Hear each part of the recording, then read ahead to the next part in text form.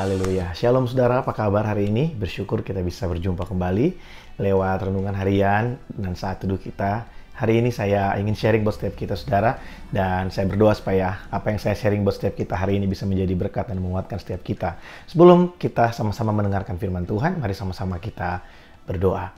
Bapa, kami mengucap syukur buat hari ini. Terima kasih buat kebaikan-Mu. Terima kasih buat anugerah-Mu yang selalu baru buat setiap kami. Terima kasih buat kasih setia Tuhan yang menopang kehidupan kami.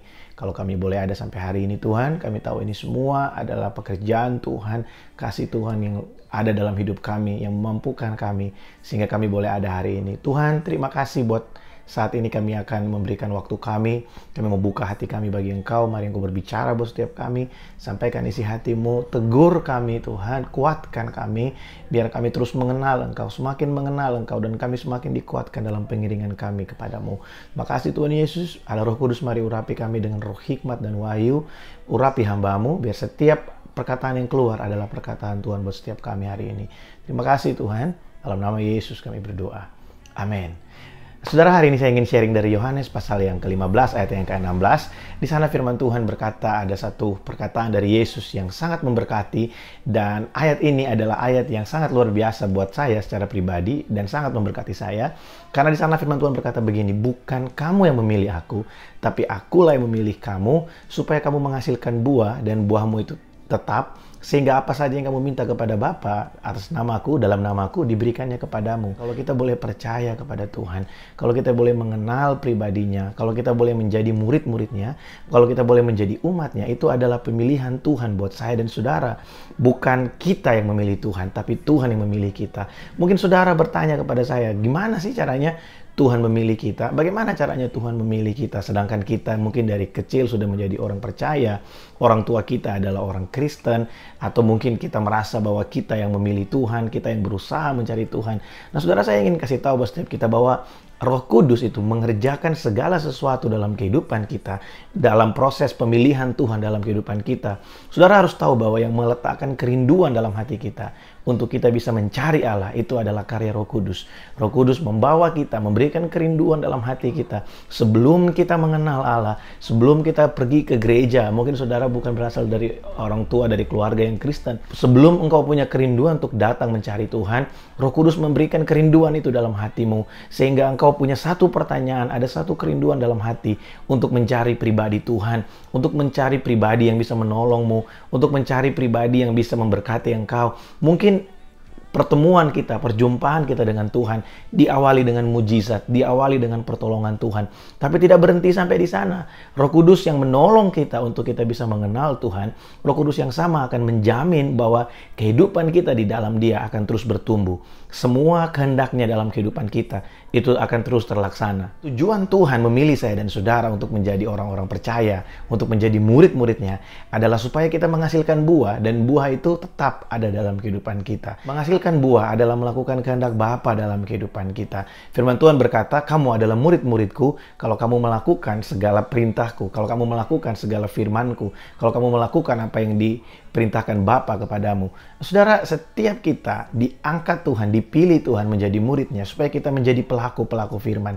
Dan ketika kita hidup dalam kebenaran firman Tuhan, kita menghidupi firman itu, kita menghasilkan buah dalam kehidupan kita. Kita menghasilkan buah. Apa itu buah? Buah adalah perubahan kehidupan kita dari yang hidup dengan nilai-nilai yang bukan berasal dari kerajaan Allah, dengan nilai-nilai dunia ini. Ketika kita berubah, menghasilkan buah dari kerohanian kita, dari pengenalan kita akan Tuhan. Kita yang dulunya gampang marah, kita jadi orang yang mudah mengasihi. Kita dulunya orang yang gampang khawatir, kita jadi punya satu kepercayaan, punya iman kepada Tuhan. Kita yang dulunya orang yang suka mengucapkan kata-kata yang kotor, kata-kata yang menghina orang, tapi ketika kita mengenal Tuhan, ketika kita hidup dalam kebenaran, ada buah yang keluar dari hidup kita, dari mulut kita yang biasanya keluar kata-kata kotor, kata-kata hinaan. Dari mulut kita akhirnya yang keluar adalah berkat, memberkati orang lain, menguatkan orang lain. Itu buah dalam kehidupan kita. Kita yang dulunya hidup dalam tekanan, kita yang merasa nggak punya sukacita, kita diberikan sukacita oleh Tuhan. Itu adalah buah dari kehidupan kita, buah dari pengenalan kita akan Tuhan. Tapi buah nggak sampai di situ, saudara. Buah juga punya pengertian bahwa kita bisa memenangkan jiwa buat Tuhan. Kita bisa memenangkan jiwa buat Tuhan Yesus. Kita bisa menginjil kepada orang lain, memberitakan firman Allah buat mereka lewat kehidupan kita. Ketika kehidupan kita berubah, orang melihat Yesus hidup dalam kita. Orang melihat ada pribadi Allah tinggal dalam hidup kita. Apa yang mereka lihat? Mereka bukan melihat kita, tapi mereka melihat Yesus. Ketika mereka melihat Yesus, mungkin mereka bertanya, kamu kok dulunya orangnya malas ya? Sekarang kok kamu berubah jadi rajin? Kamu dulunya orang kayaknya suka pesimis bicaranya. Kamu dulunya ngomong seakan-akan gak ada pengharapan. Tapi kok sekarang kamu ada apa-apa, kamu selalu punya rasa percaya diri. Kamu optimis dengan kehidupanmu. Kamu selalu punya pengharapan. Apa sih yang membuat kamu punya pengharapan? Dulu kamu orangnya gampang marah. Kok sekarang kamu gampang sekali untuk bisa mengampuni. Kamu bisa mengasihi orang-orang yang benci sama kamu. Ada apa sih? Apa yang terjadi dalam kehidupanmu? Di saat itu kita bisa memberitakan firman Allah. Kita bisa memberitakan Injil. Apa yang mengubahkan hidup kita?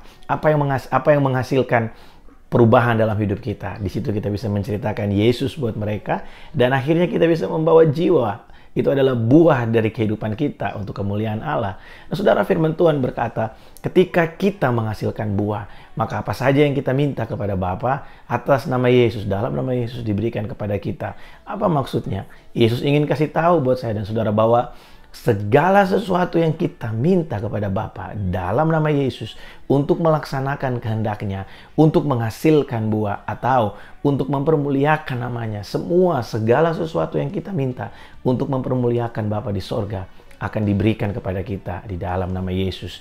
Yang kita minta bukan untuk memuaskan keinginan kita. Yang kita minta bukan untuk membuat kita menjadi sombong. Yang kita minta bukan untuk kepuasan diri kita, bukan untuk pride diri kita sendiri. Tapi ketika kita meminta sesuatu untuk kemuliaan nama Tuhan, kita berdoa buat kesembuhan, kita berdoa buat orang-orang yang sakit supaya mereka bisa melihat Tuhan baik buat mereka. Kita berdoa buat orang-orang yang lemah supaya mereka dikuatkan oleh Tuhan sehingga mereka bisa berjumpa dengan Tuhan. Kita berdoa buat pemulihan seperti saat ini. Kita berdoa buat bangsa dan negara kita. Kita berdoa buat orang-orang yang terkena COVID-19 supaya mereka bisa berjumpa dengan Yesus lewat setiap kesulitan, lewat setiap bencana, lewat segala sesuatu yang mereka alami hari ini. Mereka bisa berjumpa dengan pribadi Tuhan di situ. Ketika orang disembuhkan, mereka nggak ingat kita, mereka ingat Tuhan. Ketika orang mengalami pertolongan Tuhan, yang mereka ingat bukan siapa kita, tapi yang mereka ingat siapa Yesus yang menyembuhkan dan menolong mereka. Nah, saudara, mari sadari hari ini bahwa saya dan saudara dipilih Tuhan. Ada pemilihan Tuhan dalam kehidupan kita. Kita dipilih Tuhan untuk menghasilkan buah, melakukan kehendak Allah, mempermuliakan nama Yesus, dan apa saja yang kita minta kepada Bapa untuk melaksanakan kehendaknya, untuk menghasilkan buah, untuk mempermuliakan namanya di dalam nama Yesus, pasti diberikan buat saya dan saudara. Nah, hari ini, apa yang menjadi kebutuhanmu? Apa yang menjadi kekhawatiranmu? Apa yang menjadi hal yang membuat engkau sulit untuk tidur hari-hari ini? Mari serahkan kepada Tuhan. Dan mari berdoa supaya kemuliaan Tuhan dinyatakan lewat dalam kehidupan kita. Saudara, ada banyak orang gak suka hidup dalam keadaan yang sukar. Ada banyak orang yang gak suka ada dalam keadaan yang tertekan. Ada banyak orang yang gak suka dengan keadaan mungkin kita gak bisa kemana-mana. Kita rasa kita mati, langkah di saat-saat seperti ini. Tapi yang ingin saya beritakan buat saudara hari ini adalah di tempat-tempat seperti ini, ketika kita sepertinya ada di dalam padang gurun, ketika kita sepertinya ada dalam lembah bayang-bayang maut, mungkin hari ini sepertinya kita kehilangan kemampuan-kemampuan kita. Saya mau kasih tahu buat saudara, di tempat ini kita nggak bisa lihat kemana-mana, kita hanya bisa lihat ke atas. Kita hanya bisa melihat Yesus, melihat Tuhan, karena hanya Tuhan yang sanggup tolong kita. Karena hanya Dia yang sanggup untuk mengangkat kehidupan kita. Kalau hari ini kehidupanmu ada dalam keadaan yang sulit, setiap kita akan ditolong Tuhan dengan caranya sendiri. Tuhan punya banyak cara untuk tolong kita. Tuhan punya banyak jalan untuk bisa memberkati kita. Tuhan, kalau Dia nggak kasih kita uang, Dia akan kasih kita pertolongan dalam bentuk lain. Yang pasti Tuhan tidak pernah meninggalkan anak-anaknya. Yang pasti Tuhan tidak pernah membiarkan orang percaya itu ada dalam keadaan yang sulit, tanpa tujuan untuk membuat dia menjadi lebih dewasa dan semakin mengenal Tuhan. Kalau hari ini engkau menghadapi pergumulan yang berat, jangan kurangi kepercayaanmu kepada Tuhan. Jangan tinggalkan Tuhan dan berkata, kenapa aku ada di tempat ini, kenapa aku mengalami ini semua. Tapi di tengah-tengah kesulitanmu, mari terus berseru kepada Tuhan. Percaya kepada Tuhan, karena setan selalu taruh dalam pikiran kita, Tuhan gak baik. Kalau Tuhan baik, kenapa Tuhan izinkan kamu seperti ini? Kalau Tuhan ada, kenapa Tuhan izinkan kamu seperti ini? Kalau Tuhan itu baik, kenapa dia gak kasih kamu pekerjaan? Kalau Tuhan itu baik, kenapa dia gak kasih kamu jodoh? Kalau Tuhan itu baik, kenapa dia gak lakukan ini itu dalam kehidupan kita? Kenapa Tuhan gak berikan apa yang kita inginkan? Nah, saudara, setan selalu bikin kita ragu dengan kebaikan Tuhan.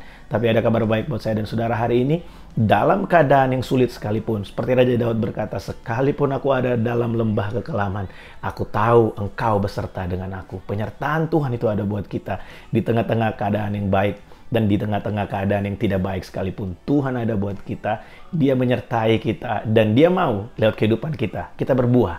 Saudara, ada banyak orang yang bersaksi dari pertolongan-pertolongan Tuhan. Tapi ada sedikit orang yang mau bersaksi dari kekuatan yang Tuhan berikan di tengah-tengah keadaan yang sulit. Mungkin kita pikir kita akan bersaksi ketika Tuhan tolong kita kasih uang, Tuhan tolong kita kasih jalan keluar. Tapi pernahkah saudara terpikir untuk bersaksi ketika Tuhan berikan engkau kekuatan? Di tengah-tengah engkau sedang menantikan janji Tuhan. Di tengah-tengah engkau sedang menantikan pemulihan. Di tengah-tengah engkau sedang menantikan pertolongan Tuhan. Pernahkah engkau berpikir kalau kau bisa dikuatkan oleh Tuhan? Kenapa engkau nggak cerita sama orang lain?